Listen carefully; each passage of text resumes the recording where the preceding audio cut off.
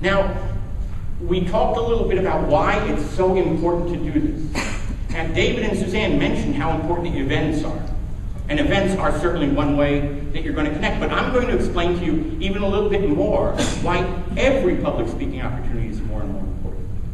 The reason public speaking opportunities are so important to you, both to grow your movement, to help more people, and also to grow your income, is because when you're speaking with a group, you can reach people in a way that no other medium can meet. You can send out every Facebook post you want, you can print every ad you want, you can create great sales pages, and those are all important things. I am not saying don't do any of those things. But for every sales page that you send out, you never know how many people are really reading it. You never know what mood they're in. Are they distracted in the middle? If you make a video on the internet, it can look great, but if somebody has a dog barking in the background, or the baby needs changing, or something like that, something gets in the way of your message. Public speaking is the one time that you and I are in the same place. We're connected. I have a sense right now of whether you're paying attention. Is my message resonating with you? Are you listening? Are you interested? If you're not interested, maybe I can do something to gain your interest on the spot, as opposed to if you're watching my video and you're bored, I can't really do anything about it. So public speaking is very, very important. And as David and Suzanne both said, it's something that really is important to grow your movement. Now, I want to talk about some examples of people that I've seen this happen for. I worked with a woman, Linda. Now, Linda had started a business called Delightful Purpose, and she was really struggling to find new clients. And she worked with me to basically figure out how she could really improve the way she was going to send her message out to people. And what we did was we worked for a while both to target her message but also improve her presentation skills. And for those of you on the right side, I know it's a little tough to read, so I'll read the quote that Linda sent me. "You gave me tools to be more in tune with the audience and take the thoughts off myself and my nervousness and onto how to serve them best. You taught me things I never would have thought of on my own. I got 10 new clients from a 35-minute speech." Who wouldn't want 10 more clients? I know I would. Okay, but it's not only about making money, because we're here also to make a difference. I'm going to share a story. This isn't a client of mine. I actually had an opportunity about a month ago, 2 months ago I believe now, to address the local business group near where I live. And I gave them a lecture about things that they could do to improve their communication. And at a subsequent event, a woman named Ellen came up to me thrilled because she runs a charity event every year and always struggles to find volunteers. And Ellen came to me afterward and said, "After you spoke at one of our meetings, I applied just one technique while I was making calls to solicit volunteers for our charity event. Thanks to what you suggested, we ended up with the highest number of volunteers we've ever had." And that really heartened me because that's the kind of difference I want to make. I worked with one other client, and if you want to meet her, she's in the room right now, Robin. Robin and I worked because she had an opportunity to give a speech to women, and she was going to speak about being your magnificent self. And we worked together for a while to make sure that the message that Robin was giving was really something the audience wanted to hear, so they would be interested in accepting it. And we also worked on personalizing the message, as if Robin was talking to a niece. And our techniques worked so well that Robin was asked afterwards if she would come back and share that talk with young girls, because the person that she was talking to, or one of the people she was talking to, was so inspired and said, "Young girls need to hear this message." And again, Robin said, "I want others to step up to the plate, to do their part in making the world a better place." I think we all want to make the world a better place. But it's not bad to make some money doing it, right? So let's talk about 4 ways that you can reframe your communication in a way that will really change how it is, how you connect with people, the results you can have, and what it may mean for you.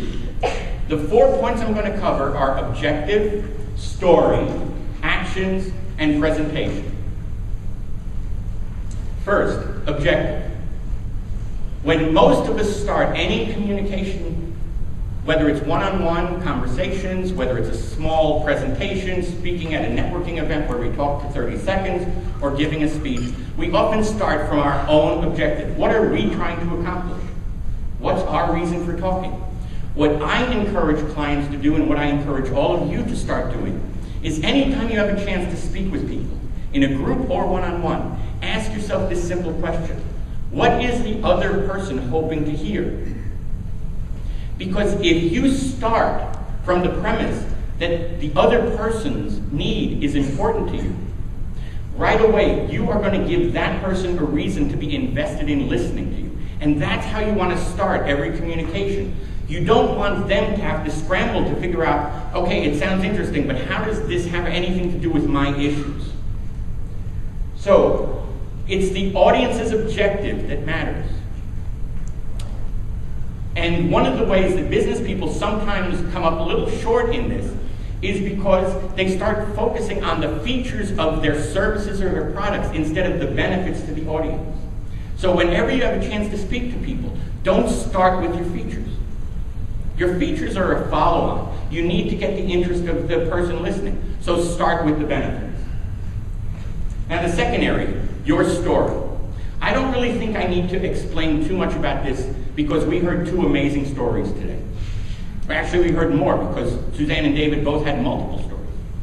But the reason that Suzanne and David tell stories about whether it's going through a dam or having a song sung to you on Broadway isn't because they want to tell you a story and get you more comfortable with them personally. It's to illustrate a point. It's to give you a teaching. Because one of the ways that people really connect with teachings is when they see that common experience. When they see something in someone else's life that says, well, I don't have exactly the same experiences, but I sort of know what that must be like. And now that I know what you did to get through your experience, now I feel more empowered to get through my experience. So one of the things that you want to do, how did I shut that off? Sorry. You connect both you and your experience with your message and with the audience. And what that means is you look back at the problem you're trying to solve, look back at the service you're trying to provide, and ask yourself, what did I go through in my life that was so important that I had to find a solution for myself that I now feel empowered to share with others? What were the things that kept me up until 3 o'clock in the morning worrying about this? And how did I get through it? And if you can convey that story, you're going to connect with more and more people. Now, the third area is something that actually took me a while to understand. It was something that my acting teacher taught me, and it really changed how I understood connection. And what I'm going to say might seem strange at first, but words have no meaning until an action is applied to them. Now that may seem strange because we have dictionaries that tell us what words mean. But what I'm here to tell you is that the words you use don't gain their meaning until you have given them an action. The same words said with different actions, the exact same words, can have totally different meanings. And it's in how the action is applied that the meaning is understood.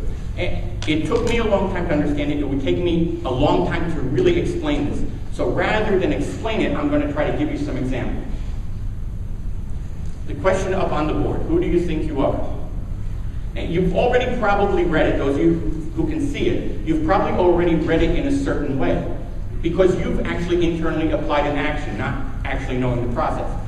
But I'll show you two examples. If this were being said by a policeman who sees somebody trying to sneak through a police barricade, and the policeman is trying to intimidate them or confront them, he's going to say it, or she's going to say it, who do you think you are? On the other hand, if you're listening to David Nagel, and he's trying to get you to explore what your life purpose is, he's not going to say it like that. He's going to ask you a very profound question. He's going to urge you, who do you think you are? Same exact word. Different actions give them different meanings. We'll take a famous phrase, I have a dream. And when people see this, very often they go to Dr. King's speech. But the words, I have a dream, don't automatically mean that.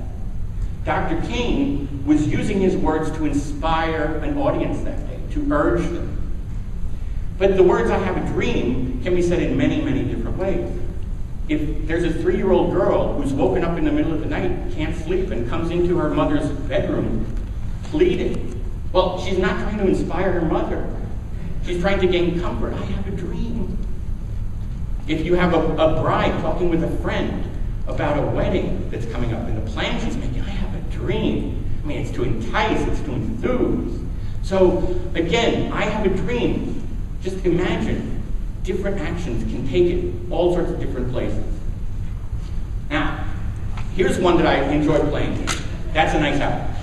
It's a rather innocuous phrase. It would seem to be a compliment. That's a nice outfit. That's a nice outfit. It's a nice outfit. That's a nice outfit. Now, you may think all I did was change inflection, change my direction. What I was doing was actually different actions. Poke fun, patronize, defend, flirt. And I think I have enough time for a quick exercise here. So what I'd like you to do is actually, I would like you to turn to the person next to you. Hopefully you're all in pairs. But I would like you to actually take the phrase, that's a nice outfit, and really say it in a way to charm the other person. You're not in a position to talk to me. Okay. Now.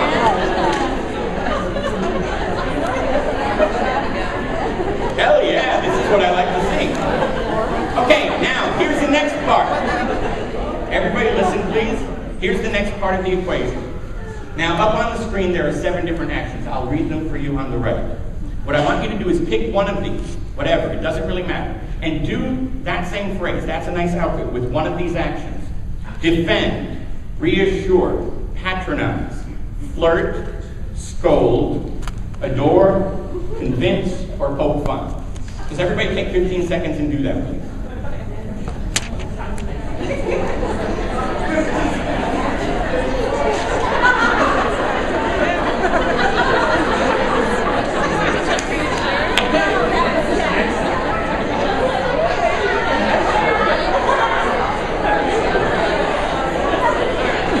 Okay, thank you. Now, what I want to ask you, what I'd like to ask you about that is, what changed for you? Did you feel a change for yourself? Did you see a different reaction from the other person to this second action? It's in the reaction that you actually have the payoff of this process. The reaction really tells you whether you're connected with the person. That's one of the reasons you want to do these actions. Not simply to do them for the sake of doing them. If I'm trying to charm you and you're sitting there with a scowl on your face, well, it tells me work harder to charm you, not simply go on with whatever I was going to do. If I'm trying to please you and you're crying, well, I need to work harder. So reaction is really, really key here.